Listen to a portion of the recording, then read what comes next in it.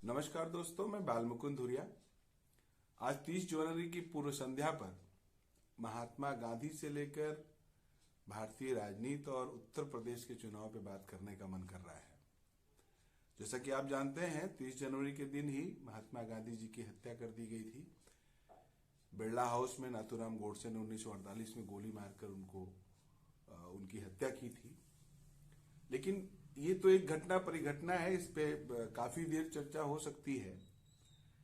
इधर के दिनों उत्तर प्रदेश में चुनाव चल रहा है और चुनाव भारतीय जनता पार्टी और गठबंधन के बरखिलाफ सपा और बसपा अपने हिसाब से लड़ रहे हैं।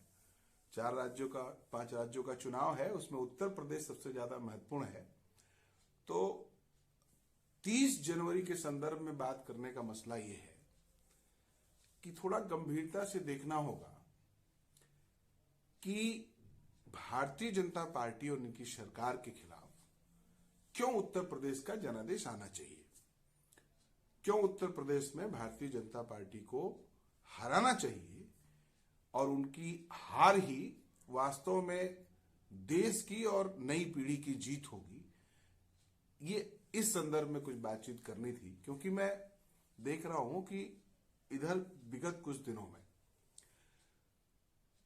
संघ की विचारधारा ने कैसे महात्मा गांधी, जवाहरलाल नेहरू, इंदिरा गांधी या पुराने जितने इस तरह के पावरफुल कांग्रेसी थे उनको डिस्क्रेडिट करने का अभियान चला लिया है।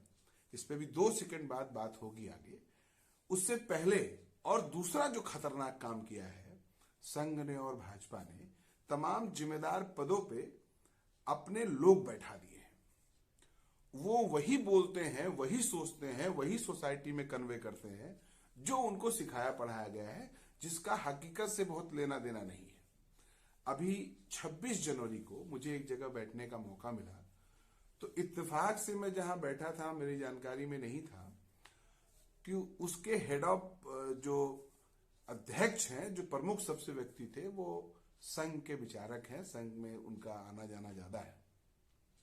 तो अपनी बात रखते हुए उन्होंने कहा कि सही मायने में तो देश कभी गुलाम ही नहीं हुआ था, पहली बात। और तमाम आतताई गुंडे और आतंकवादी आए देश में लूटने के लिए और लोग लड़ते रहे, अंग्रेज भी आए, लोग लड़ते रहे और फाइनली देश इन लोगों को भगा दिया हमारे लोगों ने। और इसको अगर सही से जानना समझना है तो वीर सावरकर जी की कोई किताब है 6 खंडों में, उसको अगर आप पढ़ लीजिएगा तो आपको पता चलेगा कि देश कैसे, उनका मुकाबला देश ने बहादुरी से किया और कितना पॉजिटिविटी थी। अब बड़ा गजब है, ये लोग इस बात को मारने के लिए तैयार नहीं है। उनकी एक उल्टी गंगा चल रही है कि भाई देश कभी गुलाम ही नहीं था और आजादी वाला मामला ठीक है, और वो तो कुछ एग्रीमेंट से हो गया और सब चौपट कर दिया नेहरू ने, नहीं तो तस्वीर दूसरी होती। ये थॉट अब ये सोसाइटी के हर हिस्से में बैठाना चाहते हैं। और आप सोचिए, जो आज की युवा पीढ़ी है, आज की नौजवान पीढ़ी है, जिसका दिन के खाली समय का 90% समय लैपटॉप पे, मोबाइल पे बीतता है और व्हाट्सएप यूनिवर्सिटी से लेकर तमाम इसी तरह के भ्रामक सवालों को वो यूट्यूब वगैरह पे देखा करते हैं, चलते हैं। तो आप जरा देखिए ना, थोड़ा सा वक्त निकालिए। ये देश का विषय है, नई पीढ़ी का विषय है, आपको थोड़ा ध्यान देना होगा। आप कभी अपने यूट्यूब चैनल पे सर्च करिए ना इंदिरा गांधी, आपको देखिएगा ऐसे बहुत सारे वीडियो दिखने लगेंगे कि इंदिरा गांधी बहुत अच्छी महिला नहीं थी, वो एक कैसे शादी कर ली और फिर पता नहीं कितनों से उनका संबंध था, तो ये था, तो वो था। फाइनली क्या, तो जो लड़का वीडियो देखेगा उसके जहन में आ जाएगा इंदिरा एक बहुत ही गड़बड़ महिला थी। आप सोचिए, ये विचार बैठाया जा रहा है। आप टाइप करिए ना महात्मा गांधी, तो महात्मा गांधी जी के विषय में यूट्यूब पे आपको ऐसे सैकड़ों वीडियो मिल जाएंगे कि महात्मा गांधी बहुत बदमाश थे, धूर्त थे, समलैंगिक थे, उत्पीड़न करते थे और नंगे सोते थे, महिलाओं के साथ नंगे सोते थे, या ऐसे बहुत सारी बातें आपको वहां मिल जाएंगी।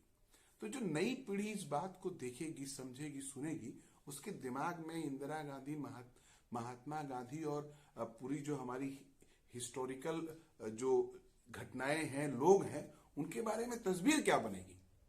तब ऐसे ही लोगों के दिमाग में तस्वीर बनती है कि भारत तो सही मायने में 2014 में आजाद हुआ, उसके पहले तो सब गड़बड़ चल रहा था, यही मोदी जी आके सब ठीक कर दिए, यही लोग आए तो सब कुछ एकदम बढ़िया बढ़िया बढ़िया हो गया। और इस पे कोई सेंसरशिप नहीं है, कोई इसको कुछ बोल नहीं रहा है, इस पे कोई प्रतिबंध नहीं है।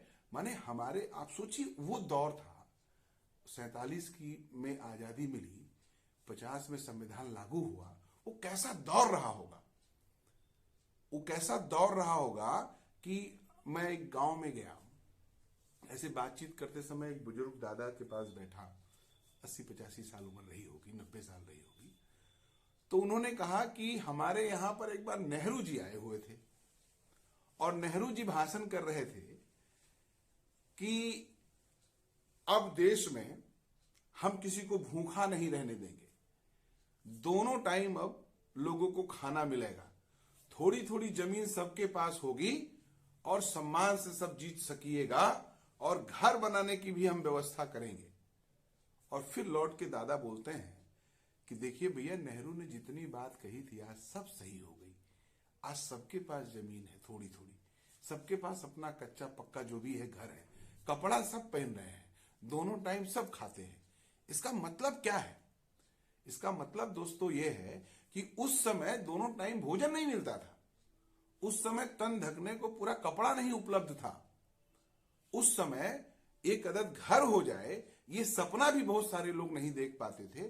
तो वहां से लेके देश को यहां तक जब लाया गया, तो क्या उसमें हमारे ऐतिहासिक पुरुषों का कोई रोल नहीं है? तब महात्मा गांधी जी की हत्या कर देने वालों को लोग रिवार्डेड करेंगे, आज उनकी पूजा करेंगे। अभी मैं कल कहीं पढ़ रहा था, देख रहा था, एक विक्षिप्त मानसिकता का आदमी, घर का डिप्रेशन से शिकार लड़का, फिर धीरे धीरे संघ के विचारधारा में जाता है और वहां से प्रेरित होकर फिर गांधी जी की हत्या की तरफ तक जाता है। तो मसला ये है कि आज अगर उत्तर प्रदेश के चुनाव में संघ की इस विचारधारा पे चोट नहीं पहुंचेगी, तो आप सोचिए कि फिर से वो और बड़ी तैयारी करके आएंगे। वो हाइड एजेंडा होगा, आपको पता नहीं होगा, मैंने पिछले भी वीडियो में कई बार बताया है। इसलिए ये चुनाव केवल योगी जी सरकार में हट जाएंगे, अखिलेश जी सरकार बना लेंगे, कोई और सरकार बना लेगा, मसला ये नहीं है। अगर इस परिपाटी को नहीं रोका गया तो आपका दिमाग पॉल्यूटेड हो जाएगा, हम आप विकृत सोचने लगेंगे और इनका ऐसा प्रेशर रहेगा जिसकी बानगी अब दिखने लगी है। अब अगर रोड पे एक्सीडेंट हो जाए तो कोई उसको हॉस्पिटल पहुंचाने के बजाय वीडियो बनाने लगता है कि हमारे लाइक और व्यूज कितने आ जाएंगे। किसी लड़की के साथ, किसी महिला के साथ अमानवीय अत्याचार हो तो उनको बचाने के बजाय, उनके पक्ष में खड़े होने के बजाय लोग वीडियो बनाने से लेके गसिप करने में ज्यादा इंटरेस्ट लेते हैं। भावनाएं मरती जा रही हैं। इस तरह से हमारा माइंड वॉश होगा और हमको परिपाटी से उतार दिया जाएगा। और फिर इनकी जो मैथोलॉजी है, इनका जो धर्म है, इनका जो सोच है, इनका जो देश चलाने का तरीका है, उससे ये हमको आपको विकृत कर देंगे, गुलाम बना देंगे मानसिक रूप से। इसलिए उत्तर प्रदेश में इस बार भाजपा का सफाया होना चाहिए। और आपसे भी अनुरोध है, अपील है कि आप इसको सोचिए, समझिए और मंथन करिए। किसी के जीतने हारने से आपके सेहत पे कोई फर्क नहीं पड़ रहा है, लेकिन आपका बच्चा इन सारी बाह प्रभावों के गिरफ्त में आके कुछ उल्टा सीधा करेगा तो उसका प्रभाव आप पे पड़ेगा। हमने देखा पिछले दिनों कि कोई अगर मोबाइल पे किसी देवी देवता के बारे में कुछ लिख दिया तो गिरफ्तारियां हो गई। हमने देखा किसी के ऊपर कोई कमेंट कर दिया तो गिरफ्तारियां हो गई। क्योंकि सोशल मीडिया आज बहुत महत्वपूर्ण एक वेपन बनता जा रहा है और उसका शिकार आपका बच्चा बन जाएगा। आपका बच्चा उसमें चल रही विचारों का स्रोत बन जाएगा, उसी में उधेड़-बुन में चलने लगेगा। ये खतरा है समाज के लिए, क्योंकि अब किताब पढ़ने का दौर खत्म हो रहा है। अब किताबों से ज्ञान अर्जित करने का दौर समाप्त हो रहा है, क्योंकि सरकार का इंटरेस्ट नहीं है इस सोसाइटी को इस दिशा में ले जाए, क्योंकि उसको अपनी तब कपोल बातें आपके दिमाग में फीड करनी है, उसको चिप लगाना है आपके दिमाग में। इसलिए दोस्तों, ये केवल आम चुनाव नहीं है, ये ऐतिहासिक चुनाव है। इस चुनाव को चुनाव में ही की तरह मत देखिए, इस चुनाव को देखिए कि देश को बचाना है। इसलिए भाजपा सरकार